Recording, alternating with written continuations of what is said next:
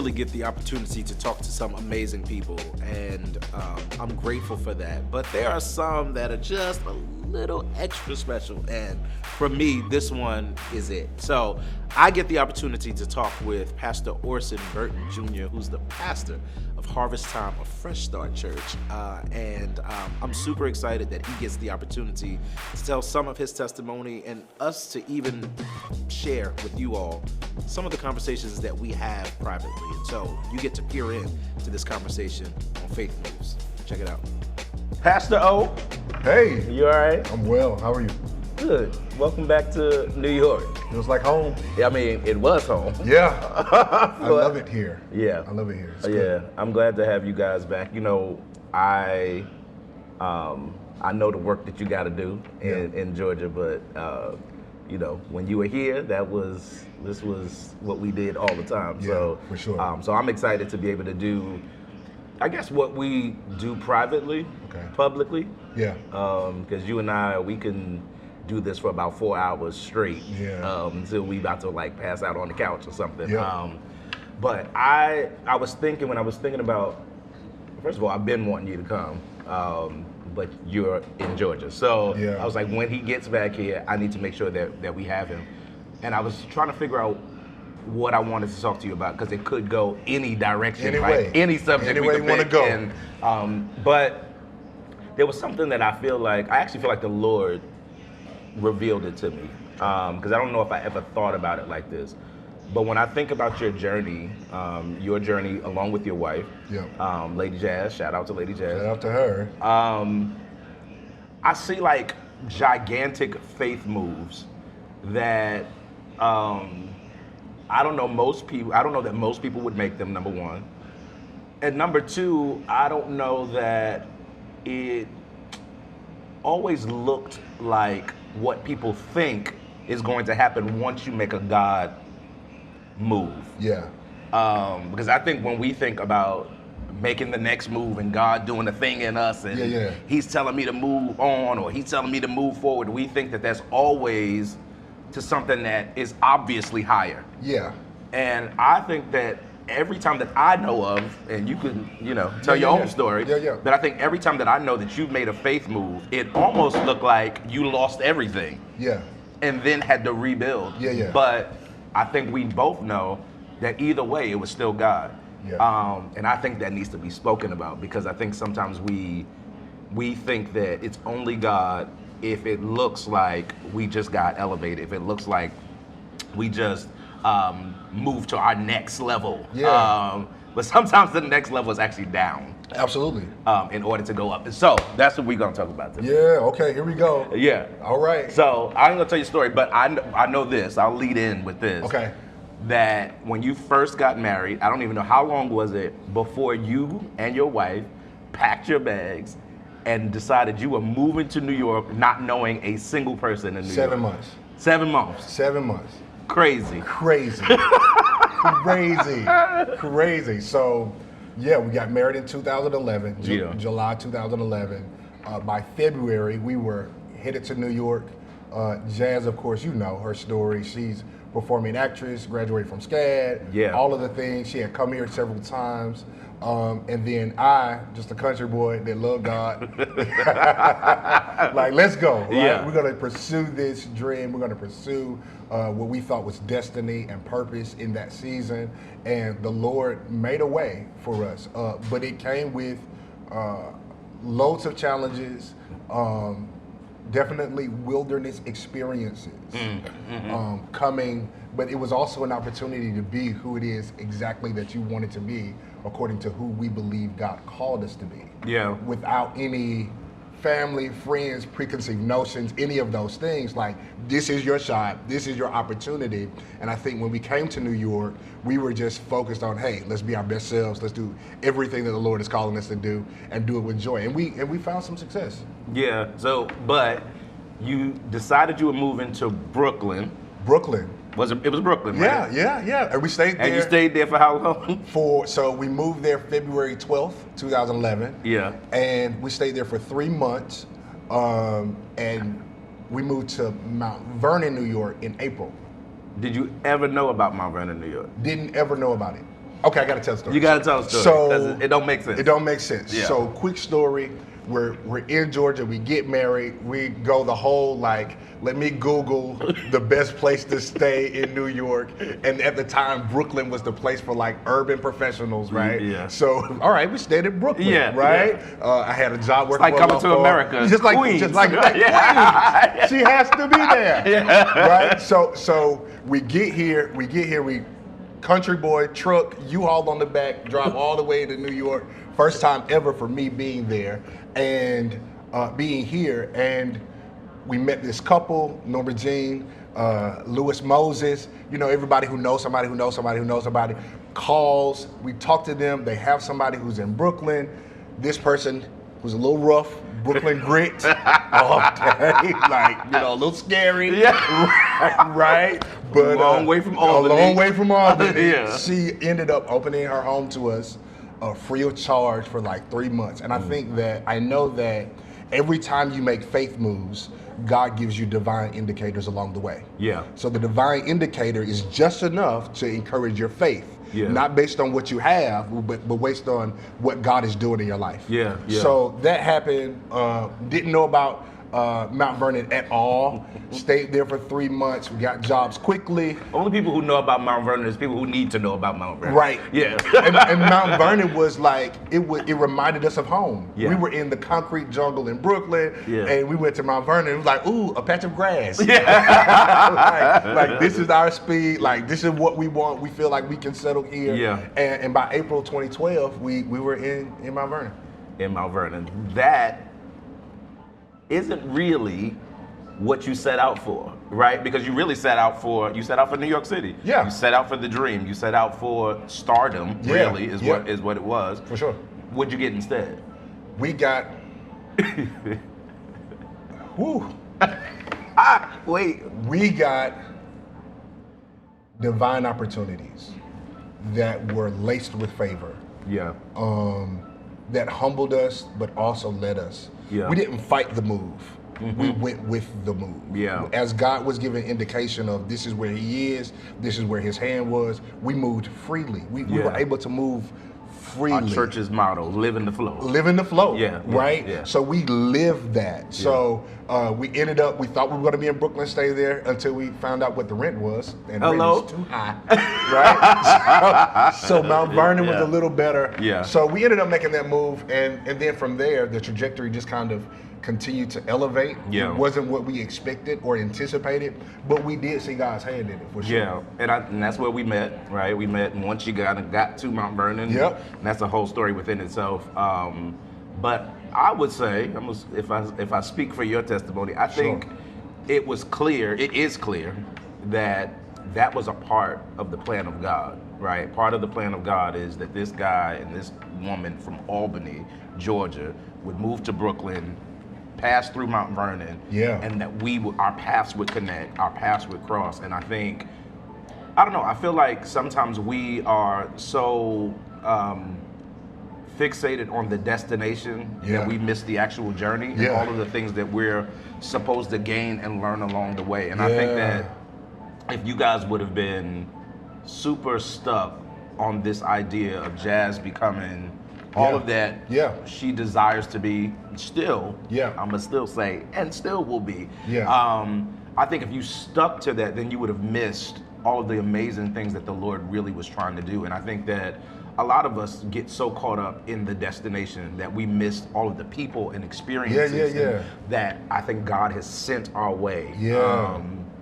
And so that to me, it's like, I want us to all get to the place where we are trusting God not just for the dream, right? But trusting God for the process. What I've come to realize is that the journey is the preparation for the destination. And so if you don't actually honor the journey, you'll never actually be ready for that destination that you say that you long for. And so I think that anybody who understands the severity of what awaits them on the other side at the destination that they're going to. I think anybody who gets that is going to want to take their time and be processed thoroughly so that they don't taint the place that they go to. When we look at the children of Israel, we recognize that the Lord had a promise for them. God had a promised land for them.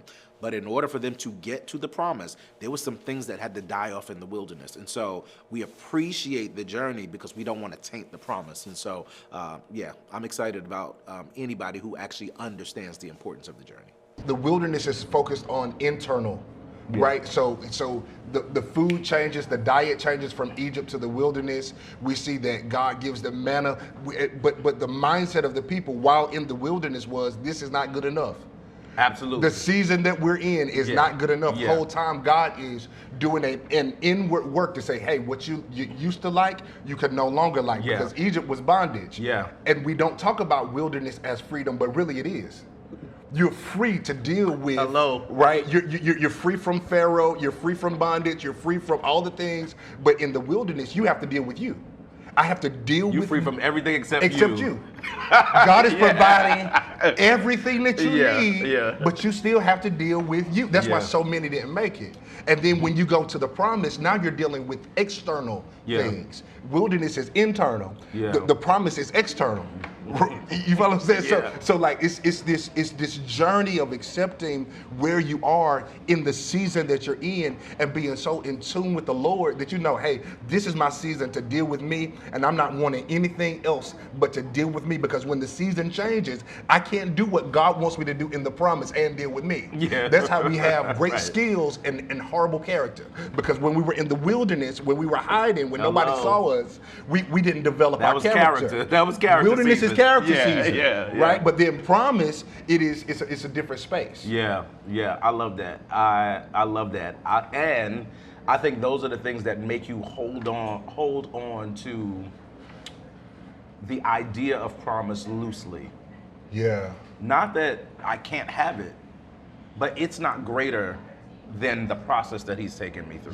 That is greater than this idea of promise. I'm grateful for that. Because when you get to promise, it doesn't feel like promise. Well, you want to talk about that? Because we could talk about that. That's why I'm here. Which camera? Right. No, because really, in my own life, I think the things that God has promised me have been the most difficult things that I have ever endured in my life. They are the things that made me want to run back to the wilderness. Same. Nobody wants to talk about that. Like that when you actually get the thing. Right. I didn't know that's what they meant. Right. When you get it, it's like, wait, hold on. This didn't feel the way that I thought it was going to feel. And if I had it my way, I'd go back to the place where he was giving me manna and quail. and providing my shoes, give me that back, because this promise thing isn't quite what I thought it was going to be. And I think that's also a perspective thing, right? Because I think as you kind of settle in it and realize, same God that was in the wilderness is the same God that's in the promise. You kind of, all right, let me actually look at this differently and enjoy the moment that he has given me, but enjoy it loosely, because there's another promise that's behind that. Absolutely. And if I think that this is the ultimate end of everything, then I'll miss the next move of God, which I think could have happened for you. Right? It could have happened for you because, right, you guys came here, you built, you ended up even at Fresh Start and becoming assistant pastor, and we thought that, hey, we're on our way. We've talked about this, the Lord is giving us divine indicators, he's giving us instructions. Absolutely. We're in the vein, we're running, right? We used to talk about that all the time. We're running. Let's go. We're running. Right? Bring the runners back. Right, bring the runners back, right? We're running. But in the midst of the run, transition. Season shifted again, right? Tell us about the shift. Hard shift. Hard shift. Tell us about the shift. November 4th, 2016, my father, Bishop Orson Burton Sr., who was living in Albany, Georgia, pastoring in Albany, Georgia, he transitioned. He transitioned from the church, pastoring the church that my mom and father, they founded. We were doing ministry, all the things. We found a level of success in New York. We were doing all right. The You Lord just is got kind. a new job, too. Just got a new job. Career job. I remember getting a job, saying this is my dream I remember. job, and doing ministry and all the things. Orson III was born, Yeah. all the things. Jazz was doing everything. She was traveling, East Coast, all of the things. And then my father transitioned, November 4th, heard the Lord say, go back home. Right away. Right away. It was the night that I found out. You told me I called the you. same night. Called you. I gotta go back. You said my dad passed away. Before you could even breathe the next breath, you said, I gotta go back. Yeah. I said, well, go back where? Where we going? We just started running. Where are you going? You said, the Lord spoke to me. He said, I gotta go back. Tell me about that. So that was one of those life-changing, I believe, turning points. Yeah. Right? All of these are turning points. But when he transitioned, we quickly moved. Very. Like November, he was gone. We were back by Christmas. Yeah. Pastoring, full-time pastor. I think it was the second week in December. Yeah. Full-time pastoring. And at that point, didn't know what grief was. Didn't know the realities of those things. Don't have time. Don't have time. Didn't have the luxury. It felt like the luxury of grieving and moving forward and taking my time. So we ended up at Jazz. She bless her heart. What's up? She went with me. Yeah. And that was a struggle for her, but she came. Was it a struggle for you? It was a struggle for me because, like, we got it. Yeah. We all right. Yeah. We didn't bother nobody. We just fine. But we felt the pull of the Lord to this faith move to go back to pastor. Some of the conversations that we had talked about before. Father, Holy Spirit, come back and pastor. Come back and pastor. This is months before we transitioned. Yeah. Had the conversation. Like, don't worry about nothing. Come back and pastor. And the response was, hey, we're building something in Mount Vernon, New York. Yeah. I'm humbled that you would say, come back, and all I gotta do is come and pastor. All the things, but when it is time, I'll go back. Yeah. So that was one of the last conversations that I had with my father that said, hey, when it is time, I'll go back. Yeah. And we honored that conversation, and then the Lord gave us grace to be able to move back. A couple of years we worked remotely from here in New York to Albany, Georgia, all of the things. So God graced us for some seasons, but it wasn't even back to like the wilderness. But the revelation that I got was it was back into a valley.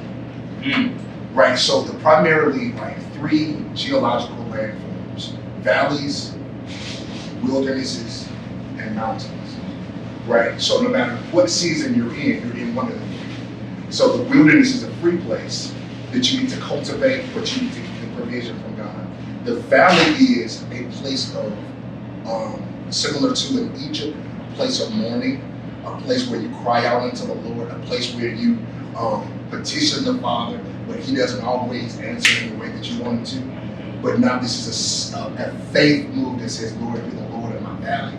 That goes to what we were talking about earlier. Sometimes your next is a greater dimension of what you previously experienced. Sometimes your next is a demotion for development. Jesus.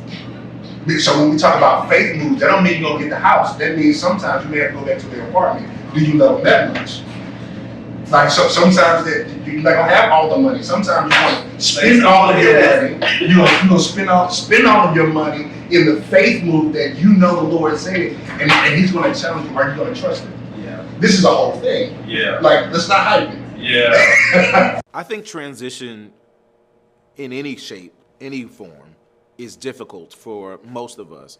I think when you add the element of the unknown, not fully knowing where you're going or not knowing what to expect when you get there, I think that changes the game completely. But that's what makes it faith, right? Faith is believing God for what you do not yet see, and trusting that as you move, as you go, that He is going to clear whatever needs to be cleared, and prepare the way for you as you enter into the thing that He spoke. And so I think it is, I think that it's easy to say that we have faith, It's another thing to actually carry out our faith, to live out our faith. And so I think those moments of testing, those moments of sacrifice even, I think those are the times that we recognize what we're really made of.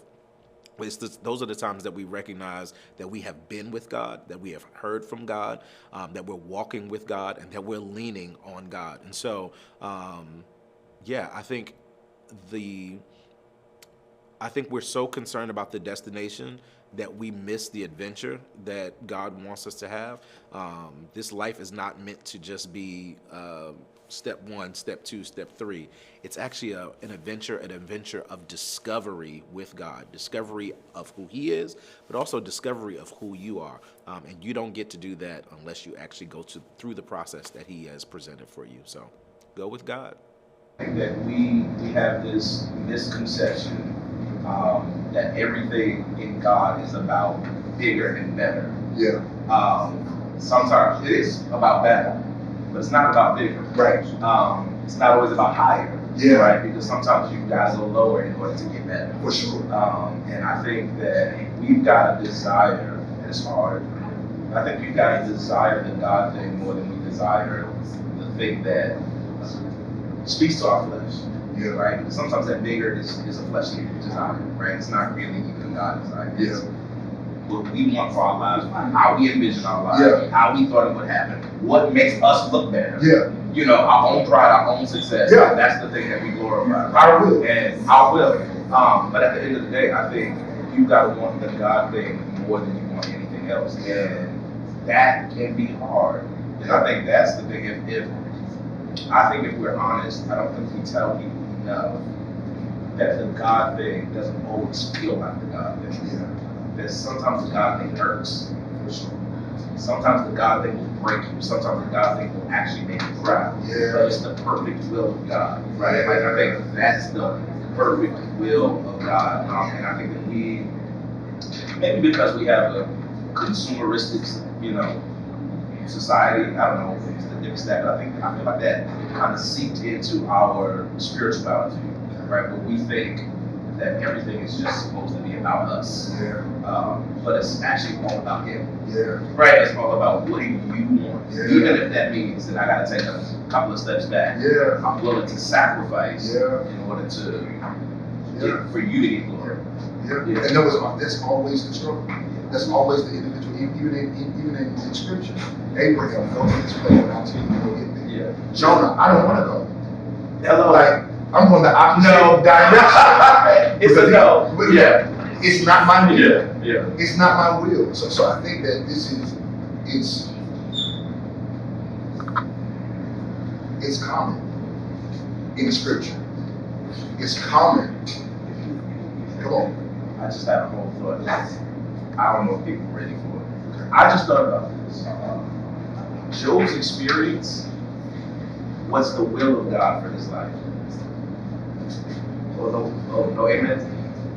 Job's experience Lose it all.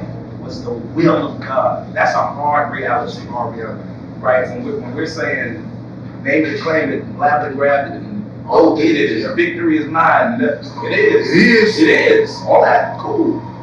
But at the end of the day, I gave the enemy permission to do what it is that he's doing. Because at the end of the story, right, I'm going to get glory out of your story. So here's the thing that I hate about, I've actually never watched it. Really? I don't know if I ever will. Because I don't know if we paint that picture well. Because we rush to the end of that narrative and we say, at the end, Job, everything that Job lost was restored back to him. Yeah. No, it wasn't. Yeah. Because he lost, don't quote me on the number now, but I think he lost 10 children or 8 children or something like that. He had other children, but he didn't have those. He didn't have those. He could never have those again. Right. They could not be replaced. Yeah. And so you can't tell me that at the end of the journey, everything was restored. It wasn't. Right. He lost. But at the end of the story, God gained. Yeah. He got glory out of Job's story. And I don't know that we are okay with losing in order for God to win. Yeah. Like losing so that God can win. Sometimes I'm losing. Oh, for sure. So that God can actually win. Because he's going to get glory out of that that looks like I'm losing. Can we deal with Job? Go do it. Deal with it. Like, so what was his process? Too much. Too much. Lost it all. Right. What was the turning point? Job had become bitter. Job was dealing with unforgiveness. He was dealing with the valley experience. He was dealing with all the things. And then it was only when he went through this, I believe it was a level or a season of forgiveness, into realizing who God, though he slay me, yet will I trust him. The book of Ecclesiastes, the 3rd chapter, says to everything that there is a season, there's a time and a purpose under heaven. And it goes through a list of all of the times, the time to be born, the time to die. I think what's important is for us to be able to discern the season that we're in, to be able to discern the time that we're in. That cannot happen without the leading and the prompting of the Holy Spirit. I think to that end, it's important not to get in front of him. It's important not to be too far behind him either, right? But to walk in step with God. The only way to do that is to consistently consult him, to seek him before we move. A lot of us, we seek him after we get into the problem. We seek him after we've made a premature move, and now it's seek the Lord so he can fix what we've already got in motion. But I would argue that before we move, seek his face. Consult someone. Consult godly counsel, get wisdom about the situation so that you're not just wandering aimlessly or running before the Lord. I think to that end, sometimes we can get very discontented when we realize that maybe God is not moving at the speed we desire. I get that. But also, something that I've learned is that I trust God above myself. And I think that what keeps me at peace, what keeps me content, is knowing that he wants what's best for me. He wants it more than I do. Not only does he want it more than I do, but he knows what I do not know. And so I think that if someone is discontent with the process, I think it's a time to really sit with the Lord. I think it's a time to seek his face. I think it's a time to maybe even cast down pride. Because pride tells us that we know better than him. Pride tells us that our time has come even when it has not come. And so I'm going to cast down that pride. I'm going to humble myself, get before the Lord so that I can get back to a place of being content with whatever circumstance he has given me. When we came back, we experienced loss, and we kept losing because, 2 years later we got pandemic. Nobody's been through pandemic. Right. That lasts for 2 years. This is a whole thing, right? So our experience has been a valley experience where we have experienced God in greater ways, and it hasn't manifested on the outside, but he's developed on the inside. And for us, myself, Lady Jazz, we wouldn't be who we were today without these experiences. We wouldn't have the anointing that we have. We wouldn't have the perspective that we have. We wouldn't have the patience, grace, love, any of those things that we have today had God not taken us through that. And the people, here's the thing, the people that have remained planted have all experienced the same type of development. Right? Yeah. So there's no lack of development. There is no lack of inward transformation, but sometimes you don't see the inward. We focus on the outward. But sometimes the victory is, God, you've made me better. God, you've grown the people around me. God, you've brought us through not only surviving, but thriving and knowing you, not only in church, but now in government, in the marketplace, in all of these various fields that we would not have ever embarked upon had it looked the way we wanted it to look. It would have been no need. On the way here, I try not to do this, but but in the car, I was like, I try not to talk to people before the cameras come on, but we started having a conversation, and one of the thoughts that came from that conversation was this idea of purging, right? This season of purging where it's actually intentional for you to lose some things, right? Intentional for you to lose people, opportunities, sometimes resources, and it's all a part of the plan of God to set you up for whatever the greater thing actually is. What has your season of purging taught you, and what has it felt like? It has felt defeating. Yep. Right. Hopeful, trust in the Lord, Yeah. all the things, but we've been conditioned to expect a certain type of response from ourselves, from others, and from God. And when we don't see that type of response, it's just like What is this? what is this? Yeah. What is this? Like PTSD for pastors, like pastors, traumatic stress disorder, all the things. Yeah. But so in that way, those things have hurt. Yeah. In that way, those things have been discomforting. In that way, it's been a perpetual, like, grief. Yeah. You know, grief is anytime you experience loss, anytime you experience loss of any kind, relationally, financially, whatever it is. So experiencing those things in real time, when compiled, feels hurtful. It feels like, Lord, what? Yeah. Like, are you sure? Just don't make sense. Like, Yeah. am I tripping? Yeah. You know? Yeah. It feels like all the things. But God is kind enough for not all to be bad. For not all to be, I don't even know if I have a language for it. Weighty. Weighty, Yeah. right? Because it was the best of times. And it was And the worst of times. Hello. So where the Lord allowed this to happen in this area, in another area, he brought great success, great provision, great resources, Yeah. great relationship, great all of the things. Yeah. So being able to balance that, reason with that, and continue to have faith in the way that the Lord intends for us to walk, in Yeah. the way that the Lord intends for us to pursue him, I think has been the journey. Yeah. I was talking to a friend of mine, and she said that her belief is, and I think it's scriptural, that the Lord does that intentionally. Yeah. That he gives us great moments of success, and you are flourishing and you are thriving. Oh yeah. And in that height of your success, there's also great tragedy and great failure and great all of that. Right? That the complete opposite is happening simultaneously. And I believe that is the balance of life. That is the thing that keeps you nearer to him. Because I recognize in my great moments, I recognize that I still got this stuff over here that I need you for. Yeah. But also while I'm looking at this stuff, I'm also recognizing what you've already done at the same time. At the same and I time. think that's the thing that keeps us connected to him. I think that's the thing that keeps us, it's designed to keep us, let me say it that way, out of pride, Yeah. out of, That's somebody's the gonna be thing. sad about this, out of belief in ourselves, because we think that that's a good thing. Messiah complex. Hello, I don't believe in myself at all. I don't know more. I know enough. I know enough about myself to not believe in myself. Wow. Eat that.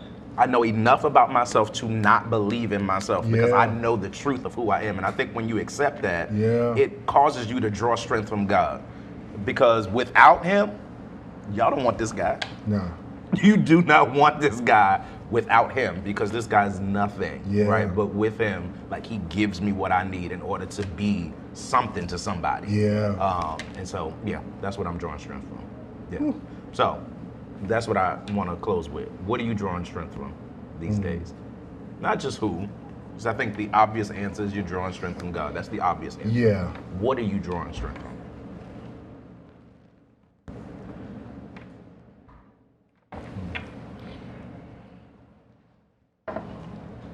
I think that in this season, drawing strength from the plan of the Father and giving him permission to move it however he will. I'm drawing strength from losing control. Losing control. So I could control it and mess it up. I can relinquish control and let God be God and trust his plan. And that's the yielded space. Yeah. That brings strength. That's the vulnerable space. The weak space that makes his strength perfect. Yeah. That is, it's foreign to me. It's a foreign space because of, how I am built. You got it. And we're Gonna gonna figure it out. Yeah. But drawing strength from the loss of control, knowing that I never needed control for God to be God, for God to do the thing. I'm going to teach you how to trust me without your hand in it. Yeah. My hand is enough. His hand is enough. And it has always been. Yeah. Yeah. That's the part. And always will be. And that's full circle conversation. And that's the point in the process. That's the point in the journey. Yeah. It's so that you will wake up one day and realize my hand is enough. Yeah. My hand has always been enough. Yeah. And it will always be enough. And as Yeah. long as you keep putting your hands on it, you'll never know what it's like to be in safety. Woo. You'll never really know what it's like to be safe. Woo. Because it's on me. You're protecting yourself. Woo. You're guiding yourself and you're directing yourself. You got this. So you never know security. Woo! Right? And really that pride stuff is a manifestation of insecurity. Absolutely. Right? I'm gonna control it, I'm gonna touch it, I'm gonna do all of the things because I need to feel better about this. Shoot, you don't got it. Yeah. And that's okay. And that's And I okay. think for me, that's been, maybe that's the greatest strength I think I have right now, at least right now, is knowing I ain't got it. I don't have it. And if he don't show it to me, I'm lost. And I'm okay with that. And I'm okay with telling everybody, you know this. Yeah. I'll tell people in a minute. I don't know. What we doing there? I don't know. Tell it to the whole church. Well, how are we going to? I don't know. And that's okay. Yeah. Because I know who does know. Yeah. And the only thing that I need to know is that my Father loves me, that my Father cares about me. Because he loves me and cares about me, I know he's got me. Yeah. Period. That's all I need to know. So, with that, This is good. thank you. Thank you for sitting with me. Thank you for revealing your heart, revealing the space that you're in, but also just revealing the Father's love and how in valleys and wilderness and mountains, he's the same God. Same God. Thank you for watching this episode of Talk to Me, and don't forget to like, comment, and subscribe. Hit that notification bell so that you don't miss a single thing. We'll see you next time.